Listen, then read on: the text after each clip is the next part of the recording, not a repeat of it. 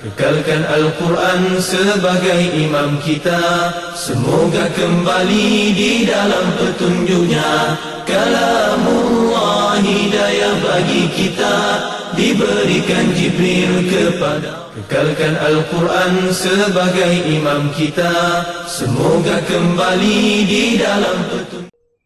وَإِنَّكَ لَتَدْعُوهُمْ إِلَىٰ صِرَاطٍ مُسْتَقِيمٍ، اور بے شک نبی صلی اللہ علیہ وسلم آپ انہیں سیدھے راستے کی طرف بلا رہے ہیں بغیر کسی دنیاوی منفعت کے۔ وَإِنَّ الَّذِينَ لَا يُؤْمِنُونَ بِالْآخِرَةِ، بے شک وہ لوگ جو آخرت پر ایمان نہیں رکھتے، عَنِ الصِّرَاطِ لَنَاكِبُونَ، وہ سیدھے راستے سے ہٹ جانے والے ہیں۔ وَلَوْ رَحِمْنَاهُمْ، اور اگر ہم ان پر رحم کریں، وَكَشَفْنَا مَا بِهِم مِّن ضُرٍّ، اور جو بھی انہیں تکلیف ہے وہ دور کر دیں، لَلَجُّوا فِي طُغْيَانِهِمْ يَعْمَهُونَ، یقیناً وہ اپنی سرکشی میں ایسے اڑے رہیں گے جیسے وہ بہک گئے ہیں۔ وَلَقَدْ أَخَذْنَاهُمْ بِالْعَذَابِ، اور یقیناً ہم انہیں عذاب سے پکڑ چکے۔ فَمَا اسْتَكَانُوا لِرَبِّهِمْ، پھر بھی وہ اپنے رب کے سامنے جھکے نہیں ہیں۔ وَمَا يَتَضَرَّعُونَ، اور نہ ہی وہ گڑ گڑاتے تھے۔ حَتَّى إِذَا فَتَحْنَا عَلَيْهِمْ بَابًا ذَا عَذَابٍ شَدِيدٍ، یہاں تک کہ جب ہم ان پر سخت عذاب والا دروازہ کھول دیں گے۔ إِذَا هُمْ فِيهِ مُبْلِسُونَ، تب وہ اس میں بالکل مایوس ہوں گے۔ وَهُوَ الَّذِي أَنشَأَ لَكُمُ السَّمْعَ وَالْأَبْصَارَ وَالْأَفْئِدَةَ، اور وہی اللہ ہے جس نے تمہارے لیے کان اور آنکھیں اور دل بنا دیا۔ قلیلا ما تشکرون، بہت کم تم شکر ادا کرتے ہو۔ وہو الذی زرعکم فی الارض، وہی اللہ ہے جس نے تمہارے لیے زمین کو پھیلایا۔ والیہ تحشرون، اور اسی کی طرف تم جمع کیے جاؤ گے۔ وہو الذی یحیی ویمیت، اور وہی ہے جو زندہ کرتا ہے اور وہی ہے جو موت دیتا ہے۔ وَلَهُ اخْتِلَافُ اللَّيْلِ وَالنَّهَارِ، اور اسی کے اختیار میں ہے رات اور دن کا بدلنا۔ أَفَلَا تَعْقِلُونَ، تو کیا تم سمجھتے نہیں ہو؟ بَلْ قَالُوا مِثْلَ مَا قَالَ الْأَوَّلُونَ، بلکہ انہوں نے وہی کہا جو ان سے پہلے لوگوں نے کہا تھا۔ قَالُوا، کہنے لگے، أَإِذَا مِتْنَا، جب ہم مر جائیں گے، وَكُنَّا تُرَابًا وَعِظَامًا، اور ہم مٹی اور ہڈیاں ہو جائیں گے، أَإِنَّا لَمَبْعُوثُونَ، کیا ہم واقعی اٹھائے جانے والے ہیں؟ لَقَدْ وُعِدْنَا نَحْنُ وَآبَاؤُنَا هَذَا مِنْ قَبْلُ، یقیناً ہم وعدہ کیا گیا تھا ہم سے اور ہمارے باپ دادا سے اس سے پہلے بھی۔ ان هذا الا اساطیر الاولین، یہ نہیں ہے مگر پہلے لوگوں کی کہانیاں ہیں۔ اب یہاں سے بہت خوبصورت آیات سورۃ المومنون کی شروع ہو رہی، بالکل آخری حصہ ہے لیکن انتہائی خوبصورت۔ پہلے 3 سوال آئیں گے آپ کے سامنے۔ قل، اے نبی صلی اللہ علیہ وسلم پوچھئے، لمن الارض ومن فیہا، یہ زمین اور جو کچھ اس زمین میں ہے کس کا ہے؟ کون مالک ہے؟ کس کا اختیار ہے؟ ان کنتم تعلمون، اگر تم جانتے ہو۔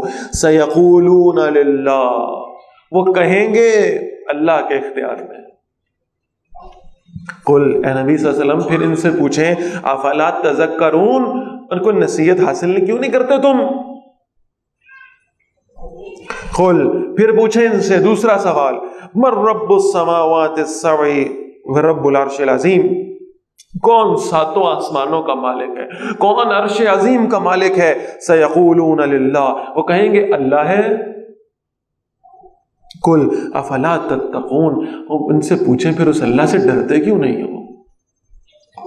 قل، اے نبی صلی اللہ علیہ وسلم پوچھئے، من بیدہ ملکوت کل شیء، کس کے اختیار میں ہر چیز کی بادشاہی ہے؟ وہو یجیر ولا یجار علیہ، اور وہ بچا لیتا ہے لیکن اس سے بچایا نہیں جا سکتا۔ وہ دنیا کی ساری مصیبتوں سے تمہیں بچا سکتا ہے لیکن اس کا عذاب آ جائے تو تمہیں بچانے والا کوئی نہیں۔ ان کنتم تعلمون، بتاؤ اگر تم جانتے ہو۔ سیقولون للہ، وہ کہیں گے اللہ کے اختیار میں، اللہ ہی ہے، اللہ ہی ہے، اللہ ہی ہے۔ تو زبان سے تو کہہ رہے ہو، زبان سے تو یہی جواب دے رہے ہو۔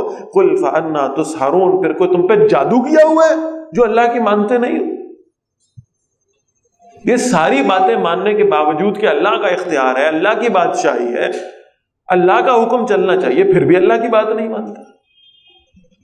بل اتیناہم بالحق، بلکہ ہم ان کے پاس حق لے آئے ہیں۔ وانہم لکاذبون، اور بے شک وہ جھوٹے ہیں۔ ما اتخذ اللہ من ولد، اللہ نے کسی کو بیٹا نہیں بنایا۔ وما کان معہ من الہ، اور نہ ہی اس کے ساتھ کوئی اور معبود ہے۔ اذا لذهب كل الہ بما خلق، تب اگر ایسا ہوتا تو ہر معبود اس چیز کو لے جاتا جو اس نے پیدا کی ہوتی۔ وَلَعَلَى بَعْضُهُمْ عَلَى بَعْضٍ، اور یقیناً ان میں سے کچھ دوسروں پر چڑھائی کر دیتے.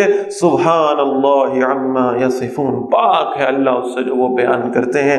عالم الغیب والشہادہ، وہ ہر پوشیدہ اور ظاہر کا جاننے والا.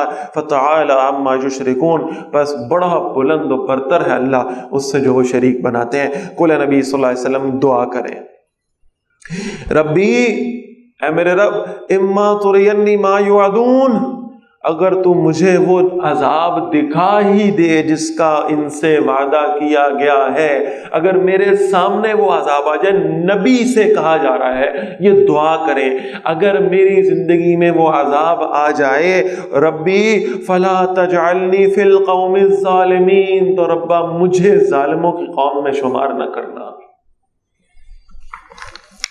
وَإِنَّا عَلَىٰ أَن نُّرِيَكَ مَا نَعِدُهُمْ لَقَادِرُونَ، اور بے شک ہم اس پر قادر ہیں کہ ہم آپ کو دکھا دیں جس کا آپ سے وعدہ کیا گیا ہے.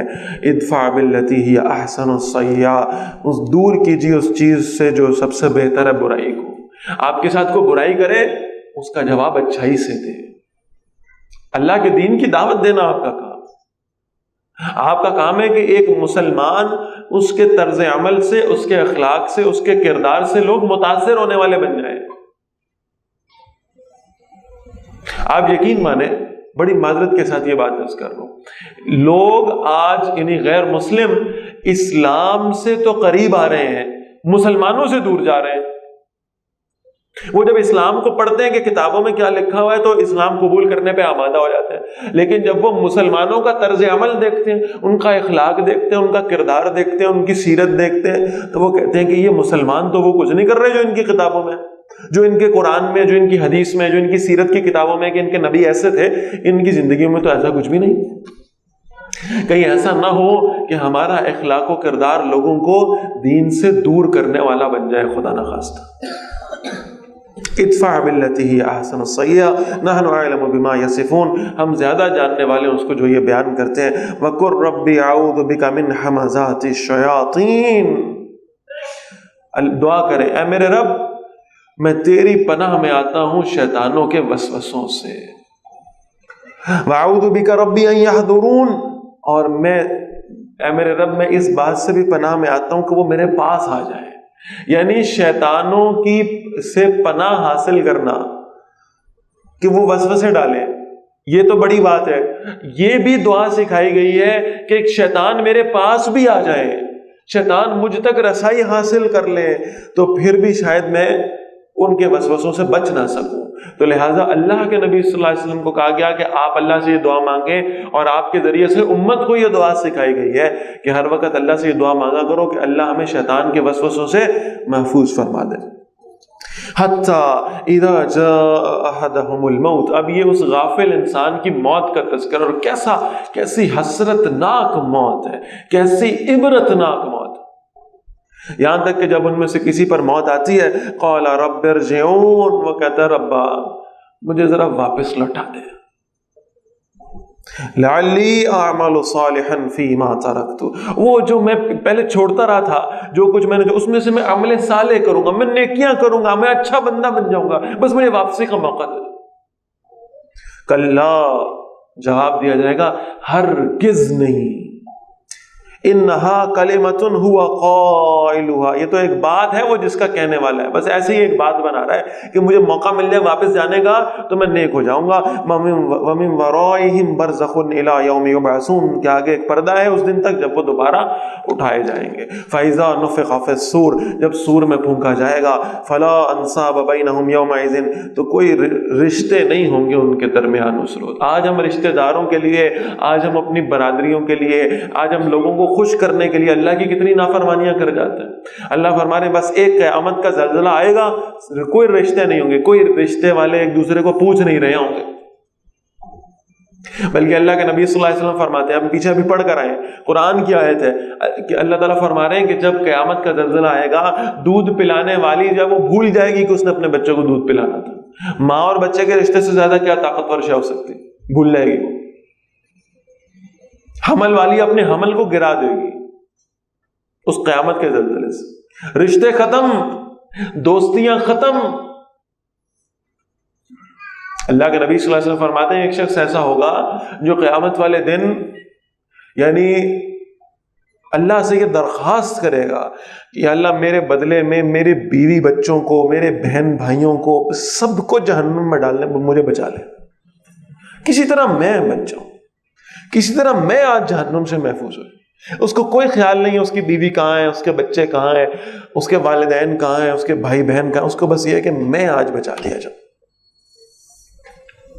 پھر اللہ کے نبی صلی اللہ علیہ وسلم فرماتے ہیں ایک شخص ایسا ہوگا جو قیامت کے روز اپنی بیوی کے پاس آئے گا، اسے کہے گا کہ میں نے تیرے لیے دنیا میں بڑا کچھ کیا، بڑی تیری خدمت کی، میں تیرے لیے رزق کما کے لاتا تھا، تیری فرمائشیں پوری کرتا تھا، تیری ہر ضرورت کو پورا کیا کرتا تھا، میں نے تیرے لیے بڑا کچھ کیا، آج میرا ایک مسئلہ ہے وہ حل کر دے۔ وہ کہے گی جی فرمائیں۔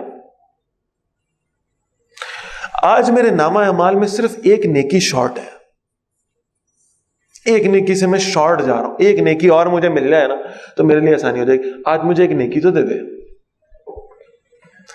وہ کہے گی کہ نہیں، دنیا میں آپ نے میرے ساتھ بڑا اچھا سلوک کیا ہے، اس کا اجر آپ کو اللہ دے گا، لیکن آج میں اپنی نیکیوں میں سے آپ کو ایک نیکی بھی نہیں دوں گی۔ یہ بیوی کہہ رہی ہے جس کی خاطر اللہ کی پتہ نہیں کیا کیا نافرمانیاں کرتا رہا، ایک نیکی بھی کوئی نہیں آج، سب رشتے ختم۔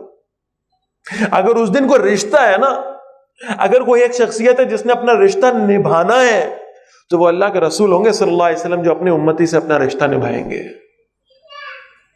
بشرطے کہ ہم اس رشتے کو جسٹیفائی کرنے والے ہوں، بشرطے کہ ہم اپنے آپ کو امتی ثابت کرنے والے ہوں، بشرطے کہ ہم میں کوئی اتنے گٹس ہوں کہ ہم اللہ کے نبی صلی اللہ علیہ وسلم کے امتی کہلا سکیں،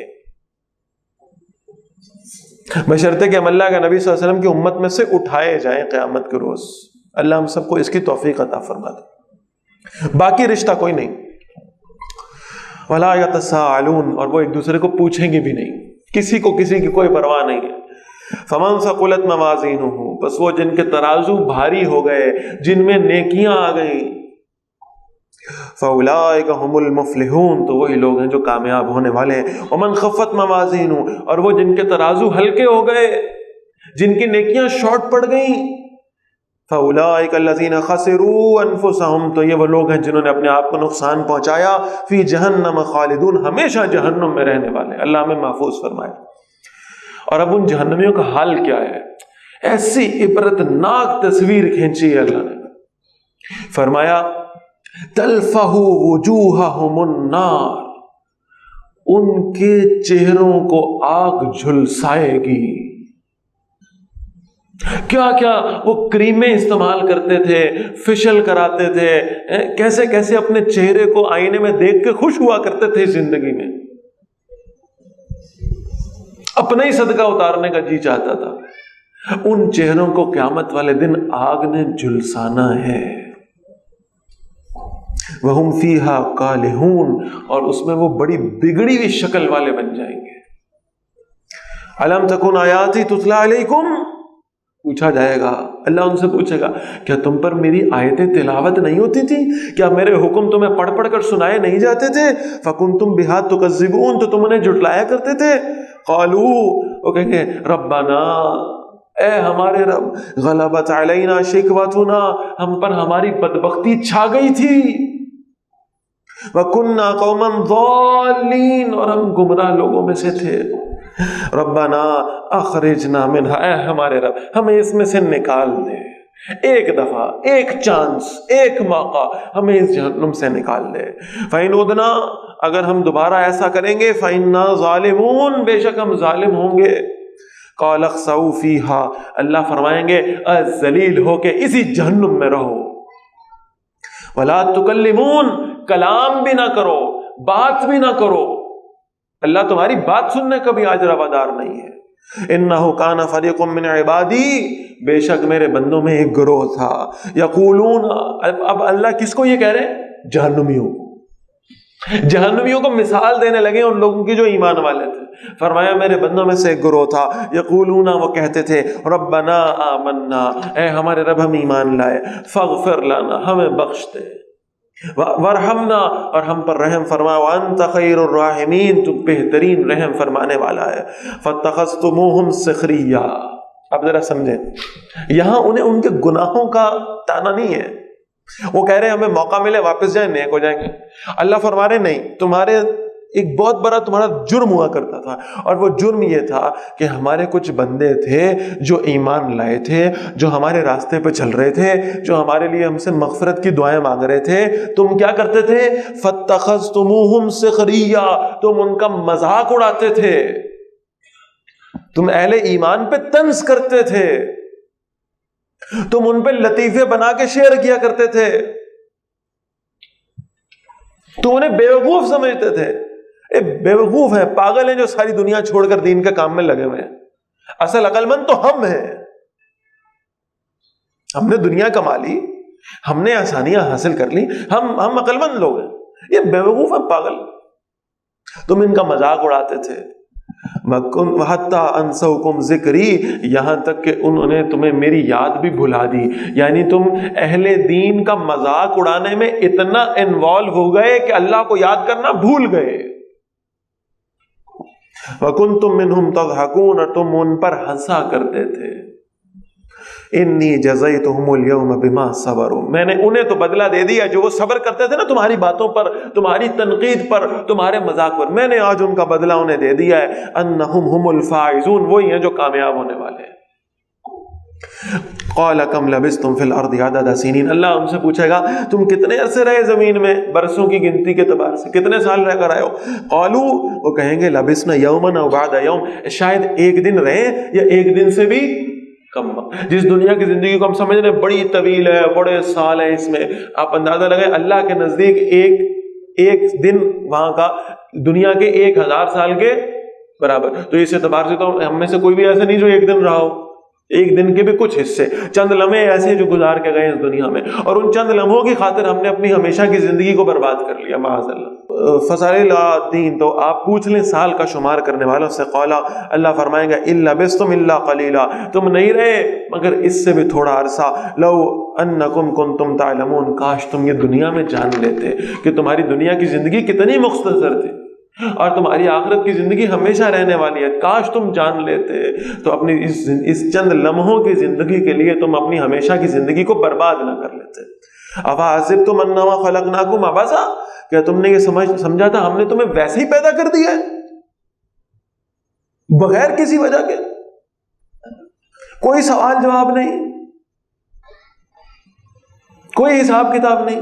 کیا تم یہ سمجھ بیٹھے تھے؟ وَأَنَّكُمْ إِلَيْنَا لَا تُرْجَعُونَ، اور یہ کہ تم ہماری طرف لوٹائے نہیں جاؤ گے. کس نے بھیجا تمہیں؟ کس نے پیدا کیا؟ اس اللہ نے جو زمین و آسمان کا مالک ہے. اور کیسی اس اللہ کی شان یہاں بیان ہوئی ہے. تفسیر قرطبی میں ایک واقعہ بیان ہوا ہے کہ حضرت عبداللہ بن مسعود رضی اللہ تعالیٰ کی جو آیات ہے سورۃ المؤمنون کی بالکل آخری آیات، یہ ایک شخص کے کان میں پڑی. شدید بیمار آدمی تھا، وہ صحت یاب ہو گیا. حضرت نبی اکرم صلی اللہ علیہ وسلم نے حضرت عبداللہ بن مسعود رضی اللہ تعالیٰ سے پوچھا کہ آپ نے اس کے کان میں کیا پڑھا ہے، کون سی آیات پڑھی ہیں؟ انہوں نے عرض کیا اللہ کے نبی صلی اللہ علیہ وسلم میں نے سورۃ المؤمنون کی آخری آیات پڑھی ہیں اس کے سامنے، اس کے کان میں نے یہ سورۃ المؤمنون کی آخری آیات پڑھی ہیں. تو اللہ کے نبی صلی اللہ علیہ وسلم نے فرمایا تو اس نے تو صحت یاب ہونا ہی تھا. اور پھر آپ صلی اللہ علیہ وسلم نے فرمایا اس ہستی کی قسم جس کے قبضے میں محمد کی جان ہے صلی اللہ علیہ وسلم، یعنی اللہ کی قسم کھا کر حضور صلی اللہ علیہ وسلم فرما رہے ہیں اگر کوئی شخص پورے یقین کے ساتھ یہ آیات سورۃ المؤمنون کی آخری اتنی عظمت والی آیات ہے اگر کسی پہاڑ پہ پڑھ دے تو پہاڑ بھی اپنی جگہ سے ہل جائے گا. اتنی اللہ کی عظمت ان آیات میں بیان ہوئی ہے. تو فرمایا فتعال اللہ الملک الحق، بہت بلند ہے اللہ جو حقیقی بادشاہ ہے. لا الہ الا ہو، اس کے سوا کوئی معبود نہیں ہے. رب العرش الکریم، وہ عزت والے تخت کا مالک ہے. ومن یدعو مع اللہ الہا آخر، اور جو اللہ کے ساتھ دوسرے معبودوں کو پکارتا ہے لا برہان لہ بھی، اس کے پاس اس شرک کی کوئی دلیل بھی نہیں ہے. فإنما حسابه عند ربی، اس کا حساب اس کے رب کے پاس ہے. انہ لا یفلح الکافرون، بے شک کافر کامیاب نہیں ہوا کرتے. وقل رب اغفر وارحم، اور نبی صلی اللہ علیہ وسلم دعا کیجیے اے میرے رب میری مغفرت فرما، مجھے بخش دے. ورحم، اور رحم فرما. وانت خیر الراحمین، اور تو بہترین رحم فرمانے والا ہے. Kekalkan Al-Quran sebagai imam kita, semoga kembali di dalam petunjuknya. Kalamullah hidayah bagi kita, diberikan Jibril kepada. Kekalkan Al-Quran sebagai imam kita, semoga kembali di dalam petunjuknya. Kalamullah hidayah bagi kita.